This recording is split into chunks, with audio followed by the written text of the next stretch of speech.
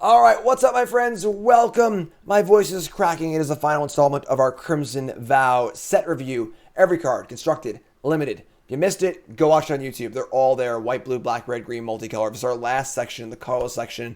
And again, every card, rocking and rolling. Brought to you by Untapped.gg, brought to you by CoolStuffInc.com, BSWSupplies.com, and Colorless Apparel.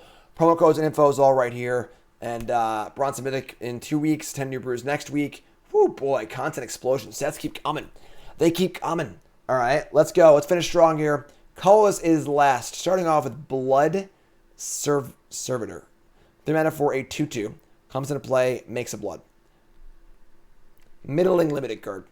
If you need a filler card for your vampire deck, sure. That's it. Sure.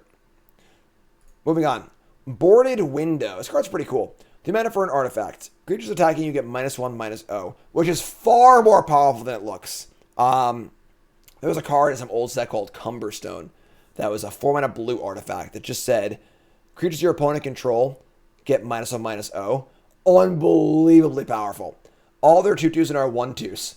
All their 4/4s are 3/4s. It just changing 2 to 1 is such a huge step. So pretty powerful effect here. However, beginning of your end step, if you were dealt 4 or more damage, you lose it. But this is a powerful card. If you're kind of a defensive deck, you got to be a blocking deck. Because if you're lining up blocks, a card like this is just so good. And it only works on things attacking you, obviously. So if you're an aggressive deck, it's not going to work. But if you're a defensive kind of grindy deck, this is a cool card. This is a pretty cool card. It's gonna play a lot better than it looks in limited. Constructed, no. But in limited, super cool card. Fun flavor too, agree. Up next is Ceremonial Knife. 1 mana artifact equipment. +1/+0. Deals combat damage, make a blood token. Oh, that's it? Just combat damage anywhere? This card's pretty good. +1/+0, whenever it deals combat damage to anything, make a blood token. Equip for 2. This card's solid. I thought it was to a player. This card's pretty good. If you're using blood tokens, it's pretty good. It's also just like a mana sink for when you flood. Card's pretty good. I wouldn't want like a ton of these, but if you're an aggressive deck, it's a pretty cool card. Basically, Umazawa Shite. Yeah, definitely. Basically. Next card is Dollhouse of Horrors. Looks silly. We got a sleeper here, though, folks. That's a very modern-looking kitchen, honestly. Why does that kitchen look so modern? I feel like I'm in Home Depot or something like that. 5 mana artifact. Pay 1. Tap. Exile a creature card from your graveyard. Create a token that's a copy of the exiled card. Except it's a 0/0 construct artifact, in addition to its types, that has this creature's it's +1/+1 for each construct you control. Gains haste to end of turn only as a sorcery. This card's pretty good. Obviously, it makes things come back as a 1/1. But there are a lot of powerful comes into play effects. There are a lot of powerful static effects. There are a lot of powerful +1/+1 counter effects. I don't know exactly what this card is going to do, but for 6 mana, you can play it and use it immediately, and then untap and keep using it over and over and over again, and that's pretty powerful. Really, I have no idea what this card's going to do. What colors is the deck? What's the deck trying to do? What are you trying to bring back? I don't know. I have no idea. All I know is I see power. I know power when I see it, and I can see this card seeing play for sure in possibly multiple formats. Could it not see play? Absolutely. That's why it's a sleeper. I'm not like convinced this card's insane, but the card's pretty powerful, and it is pretty cool. It also counts your constructs. So you have other constructs, same idea too. So Teferi can untap it. Also super cool. A lot of power here. Super cool card. Would I play it in limited? If I had comes into play effects, probably not, but maybe. I don't know. But yeah, constructed, cool card. Pretty excited about it. It's a pretty sweet card, and yeah, it's cool. It's a cool one. I like it. That's my sleeper. Moving on to Foreboding Statue. 3 mana for a 1/2 construct. Taps for a mana of any color. Puts an omen counter on it. Beginning of your end step, if there are 3 more omen counters on it, flip it. And what's it flip to? Flips to a 5/5 that adds a mana on your main phase. It's just a really good limited card. It's a really good limited card. It's just a mirror of any color So it's, all the mirrors together in one with an extra toughness, and then it becomes a 5/5. I'm sorry, it costs 3, not 2, but still, just solid card, solid limited card. 5/5's pretty big. Adds a mana, fixes your mana, helps for splashes. Good limited card. Good limited card. Honored Heirloom. 2 mana for a mana rock that can exile cards from a graveyard.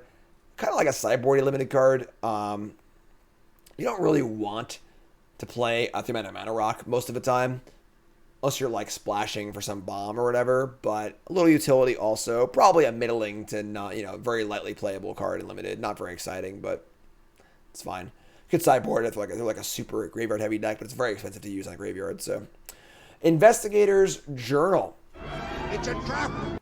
Not Maze Mind Tome. Not Maze Mind Tome.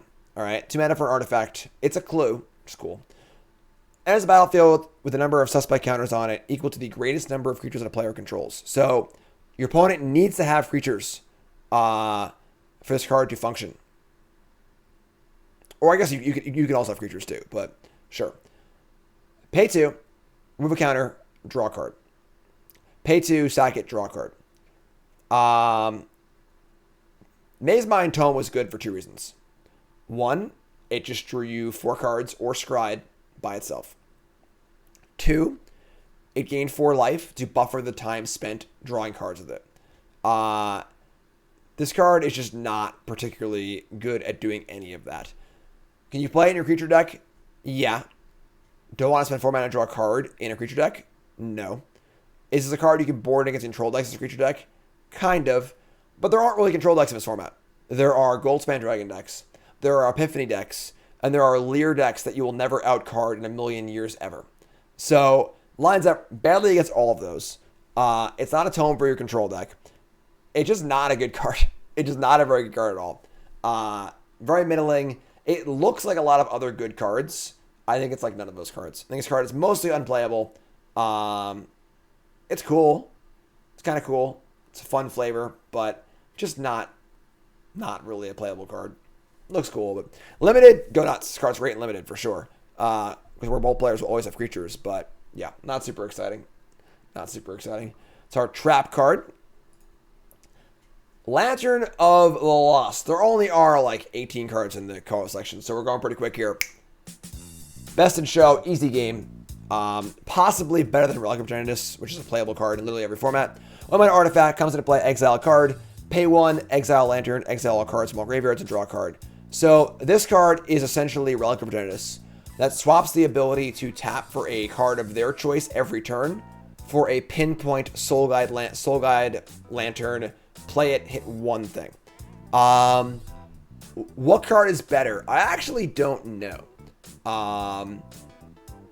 I do like Relic's ability to kind of like just sit there and slowly work away while your opponent finds an answer to it. This card can only do that one only do that one once. Either way, in standard doesn't matter because there is no Relic.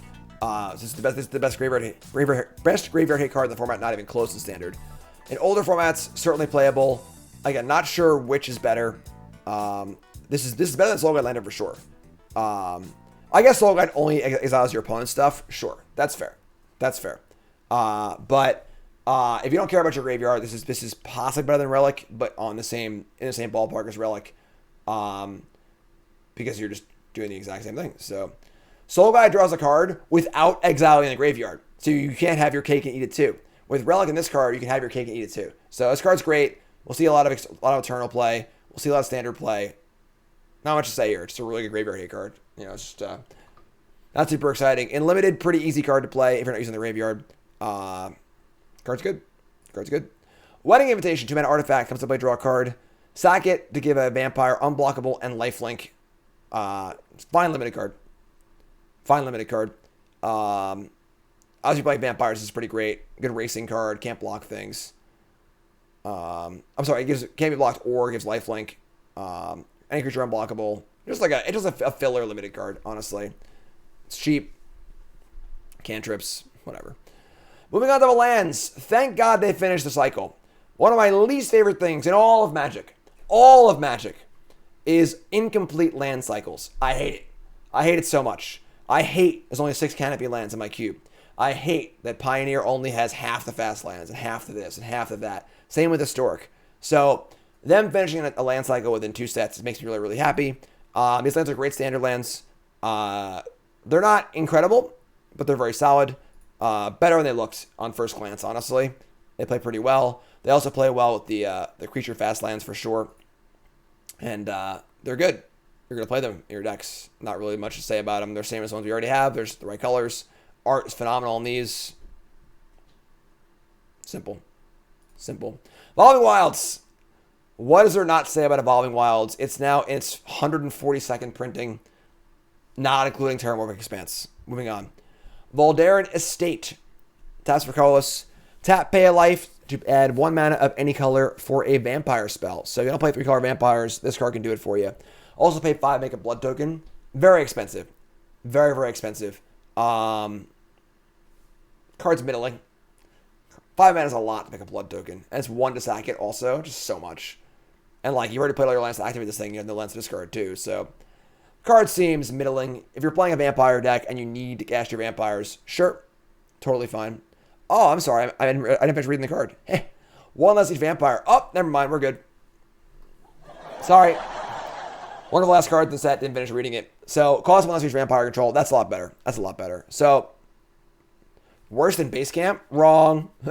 Comes in untapped. This card's like fine. If you're playing vampires, want to fix your mana, this card's reasonable. Otherwise, it's worthless. Art is cool. That's it. We did it. Waka waka. Thank you. The entire set review is done. What's done is done. That's the whole set.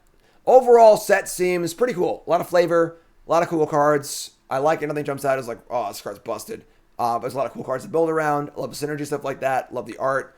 And looking forward to drafting it, honestly, too. It's going to be a very different experience than the last set because there's no decay zombies. It's going to be cool. So, that's the whole review, folks. I love you. Thanks for watching. YouTube folks, love you. Like, comment, subscribe. Let me know your thoughts. Next time we do a set review, people were saying in chat, I should do a recap of all the awards at the end of each color. I'm going to do that next time. All right? I love you all. Let me know your thoughts, comments, concerns. What do you think? Am I wrong? Am I right? 10 new brews coming up next week on Thursday. Bronze Mythics coming up. It's all going to YouTube very, very soon. And I love you all. Thanks for watching, folks. Appreciate it. YouTube, you're all great. Thank you.